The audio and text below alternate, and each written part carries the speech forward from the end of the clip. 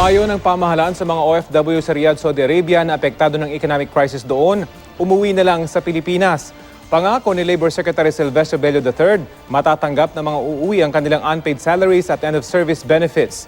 Samantala pumanaw ng OFW na inatake sa puso matapos makita ang among di umano'y gumahasa sa kanya. May report si Tricia Zafra.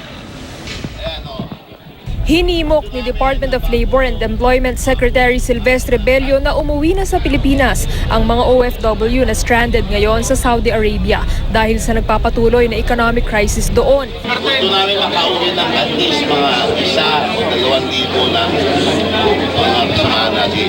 Binigyan naman ng kalihim ng pagpipilian ang mga kababayan natin kung gusto nilang umuwi o hindi. Hindi naman gusto na maghanap ng trabaho ulit. Kanina, meron kami kausap na mga kumpanya na malalaki at binigay sa amin ng listahan ng kailangan. Stay sir, transfer. Bakit ka magatanggap ka? Wala, mahirap ang buhay sa Pinas. Sinigurado naman ni Bello na matatanggap ng mga uuwi ang kanilang unpaid salaries at end-of-service benefits. Ipinangako kasi ng Saudi government na tutulong sila upang makuha ang mga ito. Kailangan lang umano nilang pumirma ng special power of attorney upang makuha ang mga claim na hinahabol nila.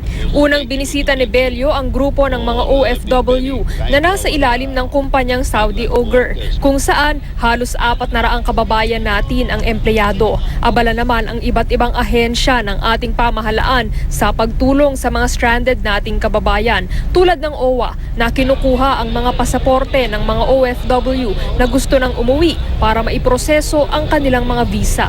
Ang DSWD naman namamahagi ng mga personal na pangangailangan at nagsasagawa rin ng counseling. Ikinatuwa naman ito ng ating mga kababayan.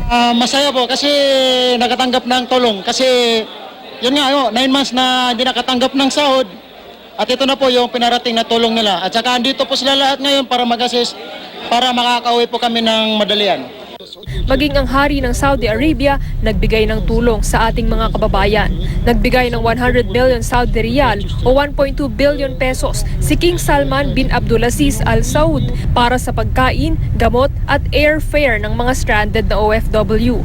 Umaasa naman si Bello na mapapauwi nila ang 1 hanggang 2,000 nating kababayan bago sumapit ang panahon ng Hajj o pilgrimage. Samantala, kinumpirma ni Secretary Bello na namatay na matapos makomatose ng ilang araw ang OFW na inatake sa puso matapos makita ang kanyang among di umano'y gumahasa sa kanya ng ilang beses. Nakitaan din siya ng mga pasa sa ilang parte ng kanyang katawan. Halos 1 buwan pa lang nagtatrabaho sa Saudi bilang kasambahayang biktima.